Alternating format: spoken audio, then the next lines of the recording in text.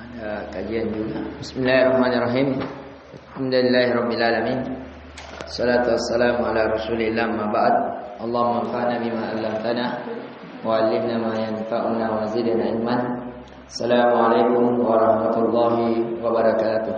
Waalaikumsalam warahmatullahi wabarakatuh. Di khutbah tadi kita ingatkan bahwasanya Fir'aun itu nama dari nama apa tadi? Presiden. Penggantian presiden, nama dari nama raja. Kalau rajanya orang Habasya, ya namanya apa? Habasya, orang Habasya. Ya.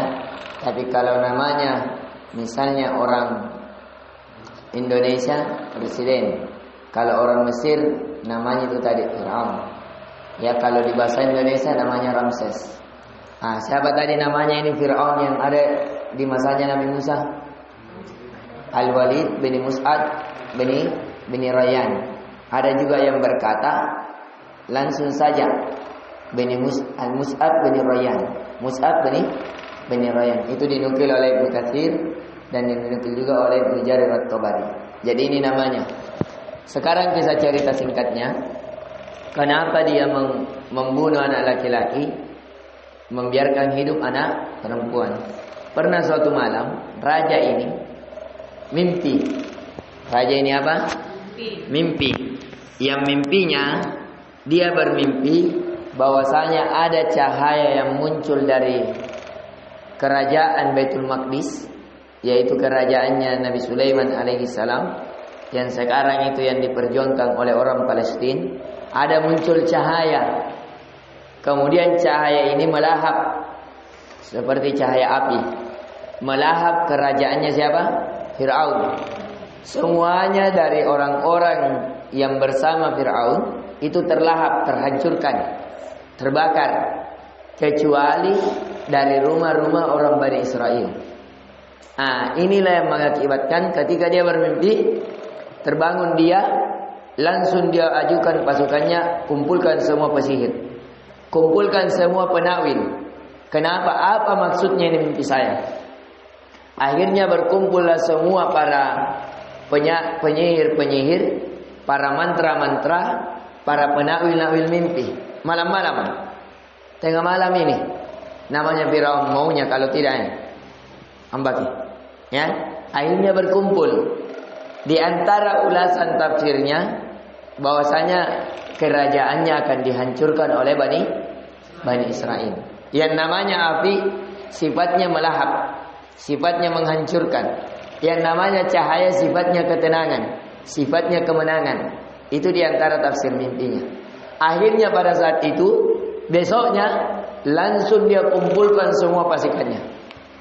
Dia katakan, wahai para pasukanku, sesungguhnya Bani Israel orang yang sedikit kecil. Ya, jadikan mereka setiap anak laki-laki yang hidup bunuh, yang dilahirkan langsung dibunuh. Akhirnya semua pasukan yang tahu dia data langsung siapa yang hamil, siapa yang hamil besar, ada di pasukan situ berjaga.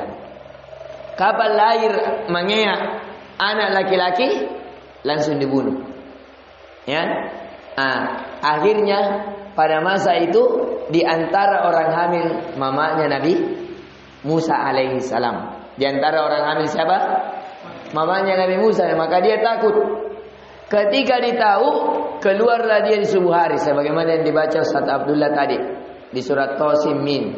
Itu kisahnya ketika lari mamanya. Lari mamanya pergi dekat Sungai Nil. Jadi di Mesir itu ada nama sungai apa? Sungai Nil. Di Sungai Nil ini banyak pohon-pohon seperti itu, kita kayak pohon jagung, pohon tanaman-tanaman jagung. Intinya di situ bisa bersembunyi. Kita kalau masuk ke di pohon jagung, cokok ke di situ, terlihat dari jauhan atau tidak? Tidak. Akhirnya mamanya Nabi Musa malam-malam kabur bersama kakaknya Nabi Musa seorang wanita. Akhirnya kabur, sembunyi di situ, melahirkan di situ. Akhirnya Allah wahyukan kepadanya, jangan takut, ya, masukkan anakmu itu ke dalam peti, kemudian alirkan di sungai. Yang kata Ibnu Katsir, sungainya ini mengarah ke sana. Tapi ajaibnya sungai ini mengarah pergi ke rumahnya Fir'aun. Pada saat itu di belakang rumah Fir'aun namanya kerajaan, rumah yang sangat besar, rumah yang sangat mewah, di antaranya tembus langsung ke sungai. Jadi kalau mau mandi, ya tinggal pergi di sungai. Atau kamu mau lihat, karena di sungai Nil itu banyak mutiara-mutiara. Makanya di masanya Nabi Yusuf, di antara kebiasaan istri raja, istri bendahara Sulaikha, itu ada kapalnya pribadi. Suruh anak buahnya untuk apa? Ambil mutiara, menyelam. Ya, ini di antara istrinya Firaun yang dikenal Aisyah.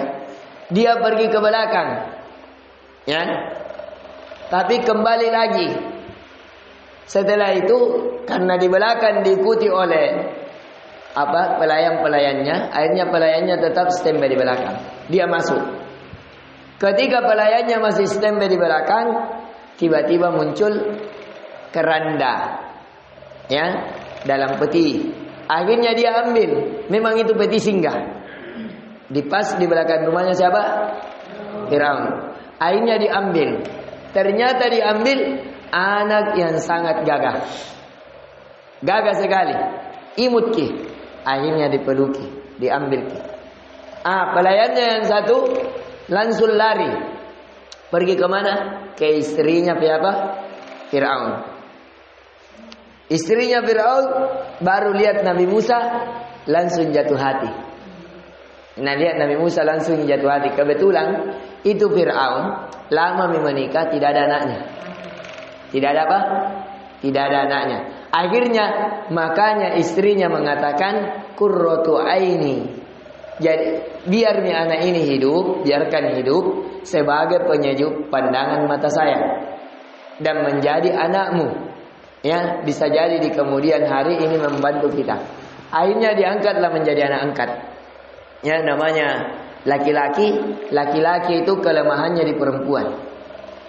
Sebagaimanapun kejamnya laki-laki, kalau sudah dicium di istrinya, kamu makin sayang. Hai, langsung hilang. Ya, coba lihat ini Firaun. Firaun, siapa yang tidak kenal Firaun? Bengis. Ya, pokoknya bakar, bunuh, hancurkan. Itu jina tahu. Ya, pokoknya ada laki-laki bunuh. Tapi tiba anak laki-laki ada di depannya, Nabi bilang istrinya, jangan kisah.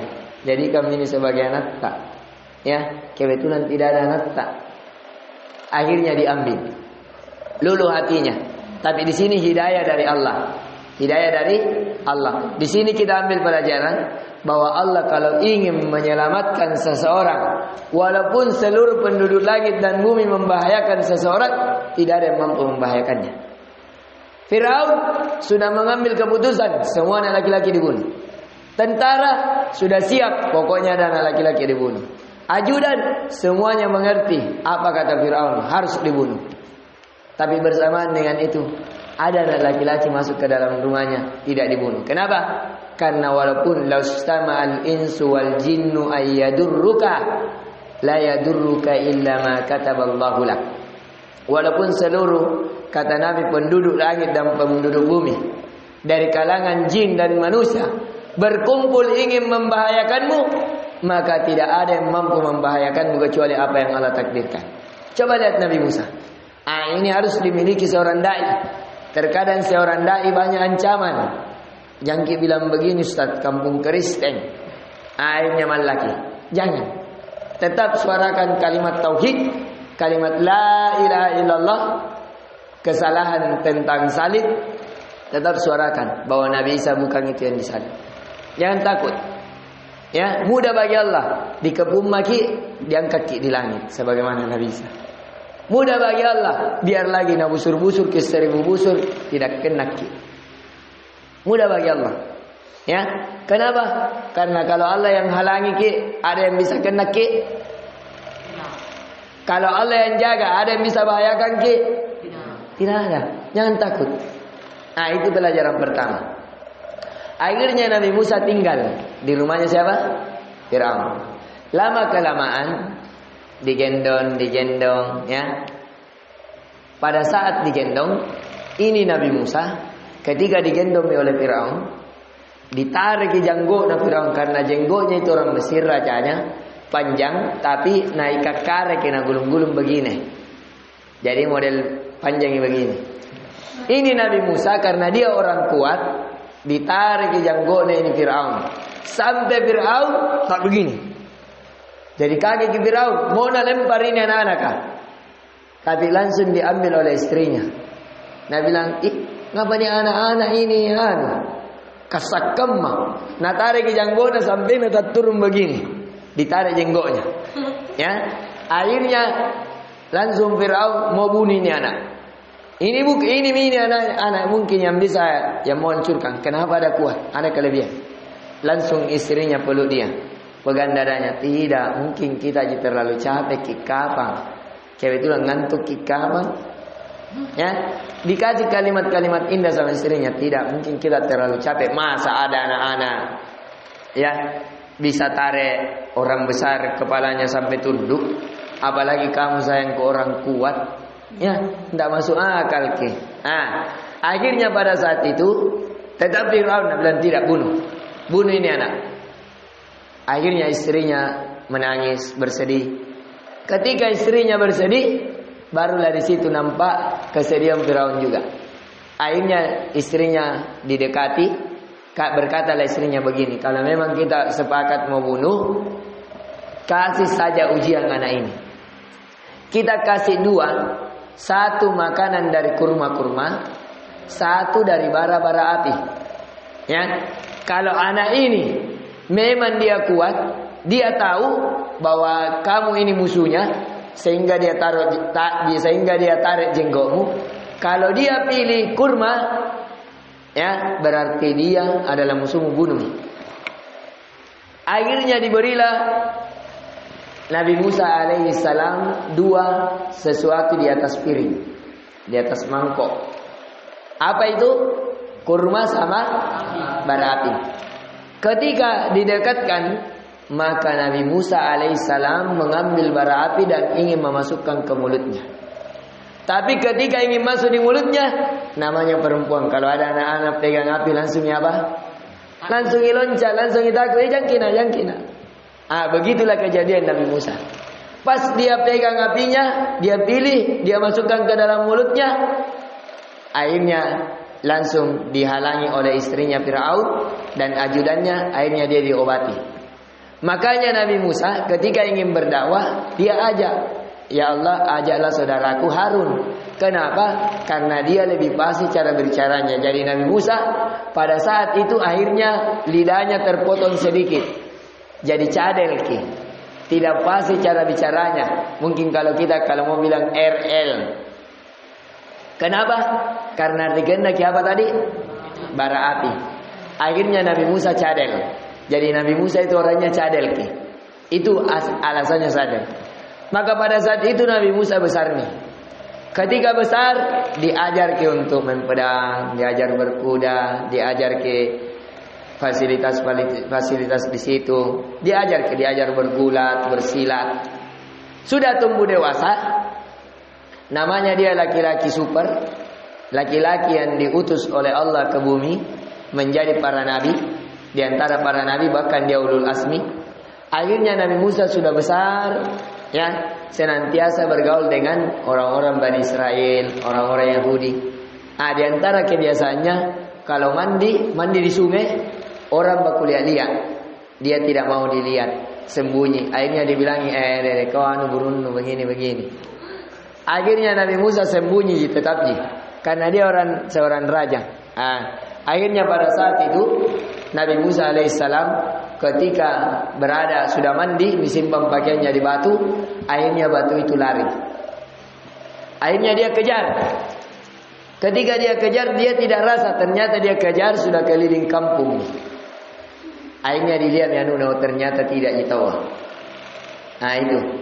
Di antara kisah yang lain, Nabi Musa pernah ada dari orang Kipti sama orang dari Bani Israel berkelahi di suatu kampung itu, di kota. Ada 2 orang berkelahi, datang Nabi Musa, jangan kau berkelahi. Tapi ini orang Kipti, orang keturunannya dari Firaun, anu tataleka ni. Ya. Nah anu togi Musa jamu ko urus ka. Kanu to mana Musa mau tonna tambah. Akhirnya diparacak di Musa. Satu kali racak langsung mati. Ini kekuatannya Nabi Musa. Ya, satu kali jina pukul mati. Tidak ada yang tahu kematiannya. Akhirnya di lain waktu ini yang tolongan Nabi Musa dari Bani Israel juga berkelahi lagi di pasar, libuki lagi. Datangi Nabi Musa. Jok kau miseng anuan tunggu kau nangiwan tunggu cari masalah.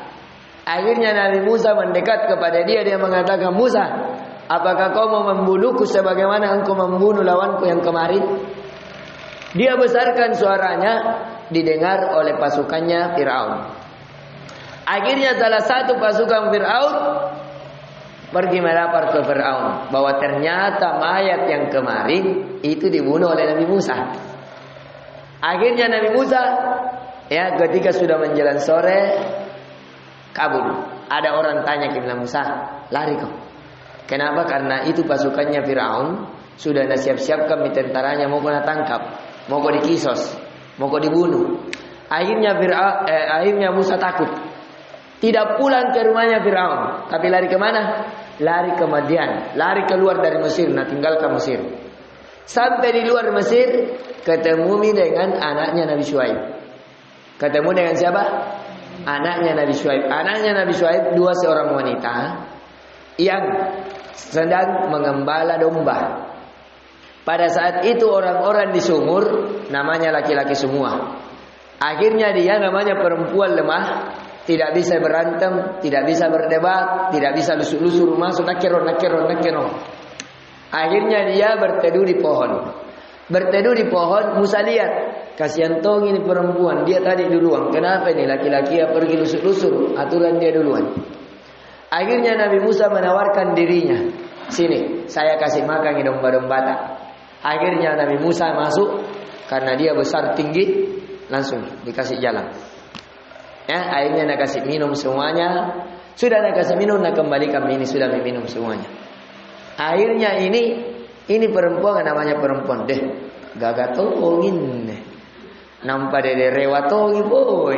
Ini asli laki-laki, bisa menjadi penjaga saya, penjaga anak-anak saya. Ini namanya bertanggung jawab.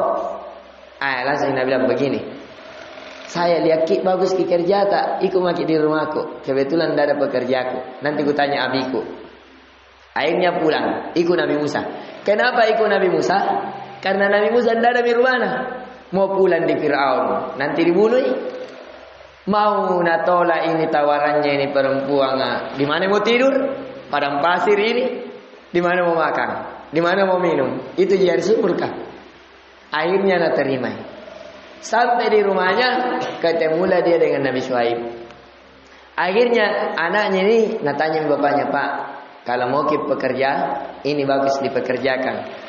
Ya, sebaik-baik pekerja ini. Innahu laqawiyyun amin. Karena dia orang yang kuat lagi amanah. Ini kalimat sindiran. Kalau ada perempuan puji ki, berarti mau itu sama kita. Iya, Masya Allah Abdullah mungkinnya apalan. Ciri-ciri. Ya anu tahu bagus tuh ceramahnya ikram. Hati-hati maka. Ya anu gagaton paresa. Fatir tawa kalau asal Masya Allah. Ciri-ciri itu. Ya. Anu tawa sabar to ngasari sabar kita. Itu ya. Ini indikasi kalau ada wanita puji ki begitu hati-hati ki. Segera ki berlindung kepada Allah. A'udzubillahi minasyaitonirrajim. Kenapa? Karena bisa nancurkan ibadat. Jangan sampai azan ki. Nah tahu ki bilang pernah kana puji fulana ditambah togi. Sudah. Ya. Awal yang pertama kali dimasukkan neraka adalah orang-orang yang beramal bukan karena Allah. Akhirnya kalau tasmiki, pokoknya harus kimutkin malu-malu kalau naliak ke akhwat na salah-salah. Jadi dia mutkinkan apalanya bukan karena Allah, tapi karena apa? Karena akhwat. Ya, itulah.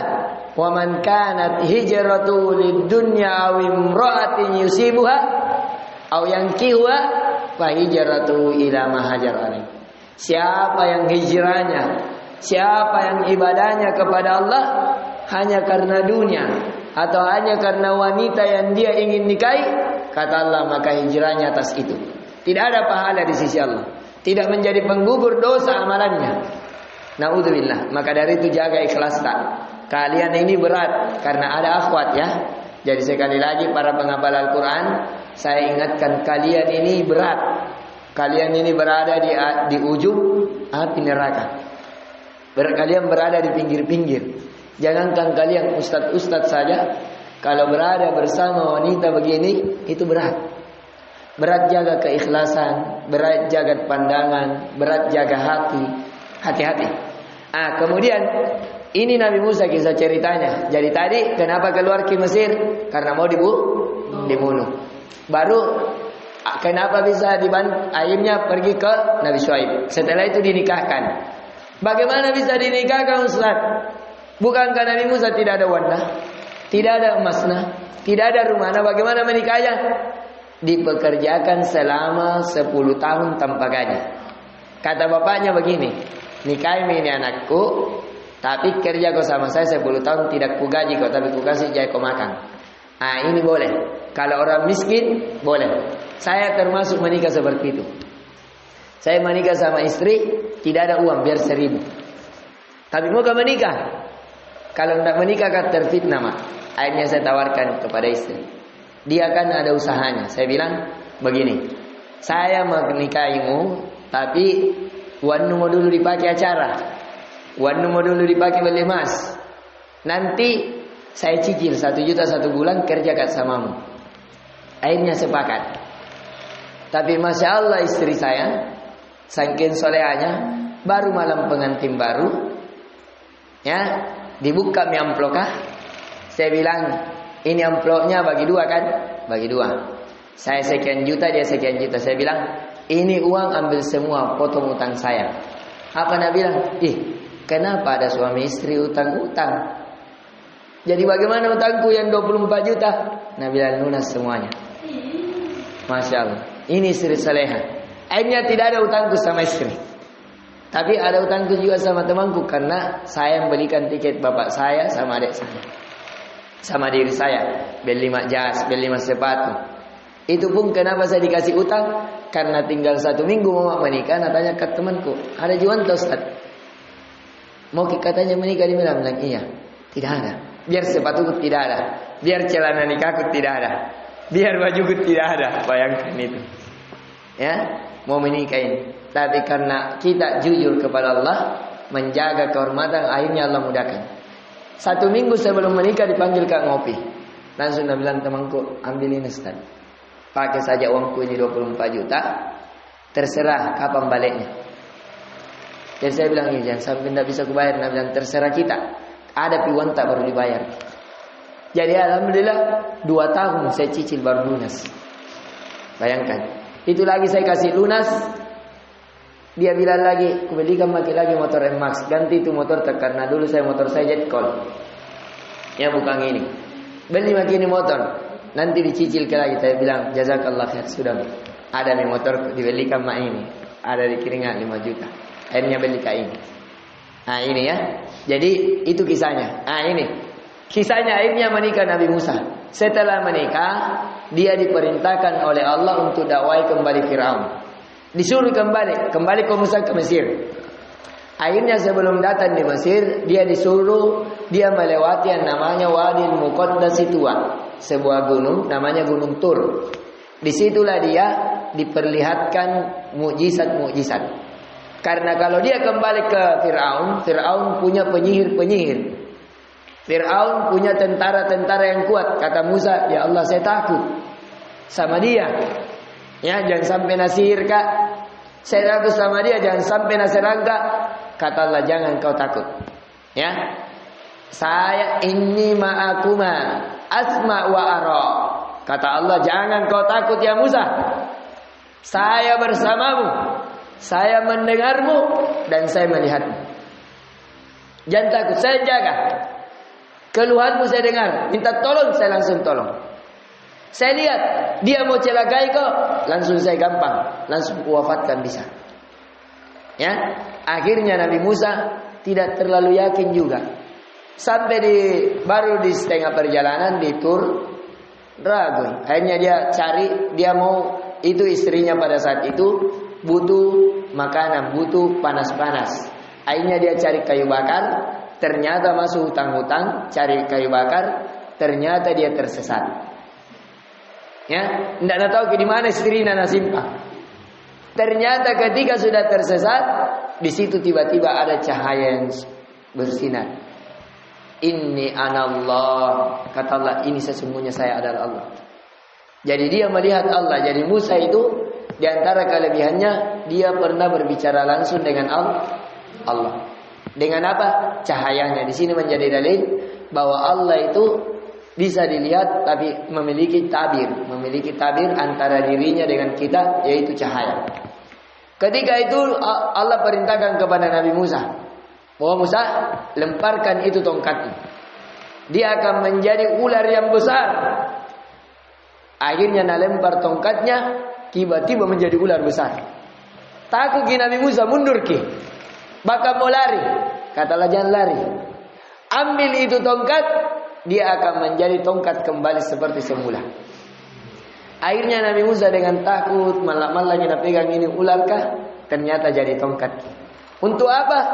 Nanti kalau ditemani debat oleh Fir'aun, tidak tabang kami. Ya, karena nanti Fir'aun, ketika di kerajaannya Fir'aun, diajaki sihir-sihir Nabi Musa. Nah, akhirnya Nabi Musa sudah dilakini oleh Allah. Tapi ini mukjizat, bukan sihir. Akhirnya ketika di perjalanan Nabi Musa minta, ya Allah, jadikan Harun, akhi, saudara saya, sebagai waziri, sebagai orang yang menemaniku. Kenapa? Karena saya tidak bisa bicara dengan baik. Sedangkan muka ini berdebat dengan Firaun. Akhirnya diangkatlah menjadi nabi saudaranya ini. Walau alam, saya lupa apakah dia adik atau kakak. Intinya umurnya bedanya 2 tahun. Apakah Nabi Musa kakak atau Nabi Musa adik dari Harun? Seingat saya Nabi Musa adik. Nabi Musa adik 2 tahun dari siapa? Harun. Akhirnya berdua nih, pergi. Wa qula qaulan layyinan. Katakan wahai kalian berdua, dakwah ini Nabi Musa, la'allahu yatadakkaru aw yakhsha. Jangan sampai dengan engkau dakwai dia menjadi apa? Yatadakkar, mengingat dan menjadi takut. Akhirnya dikirimlah berdua sampai di kerajaannya, diajak bersihir. Ada penyihir. Akhirnya penyihir itu ketika mengeluarkan sihir-sihirnya menjadi ular, menjadi apa? Akhirnya Nabi Musa lemparkan tongkatnya, namakan semua ular-ularnya ini para penyihir. Akhirnya penyihir ini takut, takjub, ini bukan sihir, ini mukjizat, ini betul-betul Nabi. Akhirnya mereka semua penyihir ini sujud, beriman kepada Allah. Karena mereka sujud tanpa izin Fir'aun marah. Ya, kata Fir'aun, saya akan bunuh kalian, saya akan salib kalian dengan bersilang. Saya potong tangan kanan dan kaki kiri. Akhirnya semua penyihir itu dipotong tangan kanannya sama kaki kirinya, baru disalib. Kata Fir'aun, siapa yang mau melawan perintah saya? Begini kejadiannya. Siapa yang mau beriman selain beriman kepada saya, mengakui ada Tuhan selain saya akan salib, saya akan penjara, saya akan tindas. Ana rabbukumul a'la, saya Tuhan yang paling tinggi. Tapi kata Nabi Musa, tidak, Allah yang maha tinggi itu yang berada di langit. Maka kata Fir'aun, Haman, aina Haman? Haman ini orang pembangunannya Fir'aun. Apa? Orang pembangunannya Fir'aun. Apa kata Fir'aun? Haman, dengar itu Musa. Apa dia bilang? Tuhannya katanya ada di langit. Haman, bikinkan saya bangunan, saya mau lihat Tuhannya Musa yang ada di langit. Akhirnya dibikinkan. Mana Tuhan Musa? Tidak ada ini.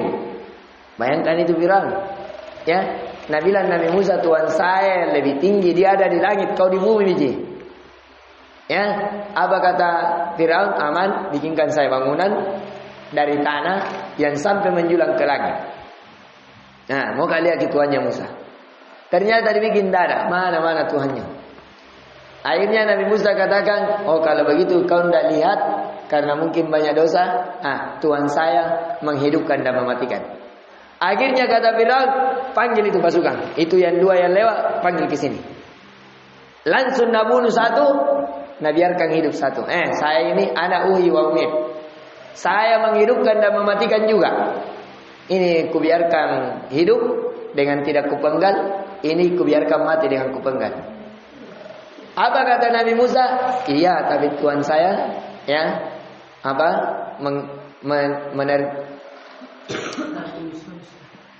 itu kisahnya Nabi Ibrahim kali itu. Akhirnya di situ dari kisah ini dibiarkan hidup. Akhirnya pada saat itu disaliblah semua penyihir. Kisah akhir ceritanya, akhirnya pada malam ketika dikalami debat, akhirnya Firaun sama Nabi Musa berpisah. Diambillah, mintalah Nabi Musa alaihissalam agar dibebaskan Bani Israel. Minta kepada Firaun, bebaskan ini Bani Israel, biarkan bersama saya. Saya akan tinggalkan negerimu. Yang jelas Bani Israel tidak usah ditindas, jangan dipekerjakan paksa, jangan diambil istri-istrinya, jangan diambil anak-anak mudanya dipekerjakan tanpa gaji. Jangan, ini kezaliman.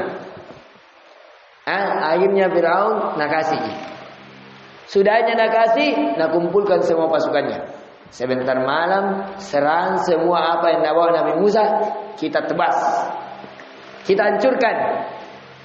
Akhirnya Nabi Musa membawa Bani Israel. Terdengar suara, terdengar Musa, ya Musa, ya Musa. Firaun mau kena hempas. Jadi Firaun nak biarkan jadi dulu bersatu. Ketika bersatu maki di suatu tempat, nak seram maki, nak bunuh maki semuanya. Nabi Musa dengar, langsung Nabi Musa sama Bani Israel lari di subuh hari. Ketika lari, di ujung pelariannya ternyata ada Firaun di belakang. Pasukan berkuda baru ini lari-lari semuanya. Sampai di ujung jalan, tidak ada jalan, yang ada laut. Yang ada apa? Laut. Sampai berkata pemuka dari Bani Israel, ya Musa mau lari kemana ini? Di depan tak laut, di belakang tak pasukan. Sudah mati makini semuanya. Tapi apa kata Nabi Musa? Tidak, Tuhan saya tidak mungkin meninggalkan saya. Fadrib bi asakal hajar fanfajarat minhu isnata asyrata aina. Kata Allah, pukulkan itu ya Musa dengan tongkatmu itu laut. Akan menjadi 12 jalan. Bayangkan, jadi air laut ini kayak ke jalanan-jalanan, 12 jalan, kayak jadi gunung ini air kah. Seperti tong kayak air es, langsung keras. Sekarang kalau di laut langsung begitu, berlumpur ke tidak tanah, berlumpur ke otomatis. Ketika masuk berlumpur, tenggelam, bisa cepat lari atau tidak? Tidak bisa. Akhirnya Allah kirimkan angin. Nah, tiup keras ini tanah sehingga tidak berlumpur, sehingga keras, sehingga bendi-bendi bisa lewat. Kalau orang Mesir dulu pakai bendi, yang kuda baru di belakang ada roda-roda kayak di Maros biasa. Itu akhirnya bisa naik. Kalau ape oke, bisa lewat banget tidak? Talangi. Akhirnya 12 jalanan. Karena kenapa? Karena orang Bani Israel ada 12 kabilah. Jadi setiap kabilah lewat satu jalan supaya apa? Tidak berjejer kilama, akhirnya didapat. Ketika sudah dibelah menjadi 12, setiap kabilah lari di jalan-jalan yang telah ditetapkan. Akhirnya lari, lolos ke Nabi Musa, baru masuk di laut, ada dia di belakang Firaun. Lari sampai di ujung, di sebelah pulau Nabi Musa bersama Bani Israel, Firaun baru di tengah laut. Maka diwahyukanlah kepada laut, wa akraqna ala Fir'aun, maka kami tenggelamkan ali Fir'aun, keluarga Fir'aun, pasukan Fir'aun. Begitu juga Korun, Haman ikuti. Kalau Korun kisahnya pada saat itu hari kebetulan lewat ke keliling Mesir, sombong. Nah pamerkan kekayaan, lihat kekayaanku. 10 orang kuat Mesir yang angkat. Ketika keliling, muncul ke pasukannya Fir'aun, lari mengejar Nabi Musa. Akhirnya Korun bilang, apa yang terjadi? Ini kita lagi mengejar Musa dan Bani Israel. Akhirnya Korun dilihat oleh Fir'aun, kau ikut kejar tong itu. Akhirnya akhirnya ditenggelamkan sama-sama. Ya, ini. Jadi Korun itu ditenggelamkan sama-sama dan Haman juga, semua pasukannya. Nah, ini kisah singkat. Akhirnya setelah itu Nabi Musa berarti tinggal di mana? Pulau sebelahnya Mesir. Setelah tinggal di sana, akhirnya beribadah hanya kepada Allah. Lama kelamaan ternyata Nabi Musa disuruh untuk pergi mengambil lagi kitab Suhuf Ibrahim wa Musa selama 40 hari. Awalnya 30 hari, tapi dicukupkan 40 hari. Ternyata pulang orang Bani Israel sudah mengambil sembahan selain Allah. Apa nambil? Kebiri, yaitu patung yang dibuat yang berbentuk seperti sapi tapi ada suaranya dari emas. Nah, itulah yang dijadikan dia sembahan selain kepada Allah. Siapa yang disuruh jaga? Nabi bilang Musa, Harun kau di sini berdakwah kena jaga ini umat. Moga dulu diperintahkan oleh Allah ambil ini wahyu di bukit ini. Ternyata pulang Nabi Harun saja mau dibunuh. Ya, Nabi bilang kalau kau larang terus beribadah ini kubunuh kau, kuburongi kau. Ya, akhirnya Nabi Harun juga takut. Nabi Musa ketika sudah mengetahui kaumnya sudah beribadah kepada selain Allah, akhirnya dia marah dan meninggalkan kaumnya. Ya, akhirnya disitulah mulai terlaknat orang-orang Yahudi. Ya, itu pelajaran yang bisa kita petik dari pelajaran Nabi Musa alaihissalam. Ternyata 36 menit. Subhanakallahumma wa bihamdik, asyhadu an la ilaha illa anta, astaghfiruka wa atubu ilaik. Assalamualaikum warahmatullahi wabarakatuh.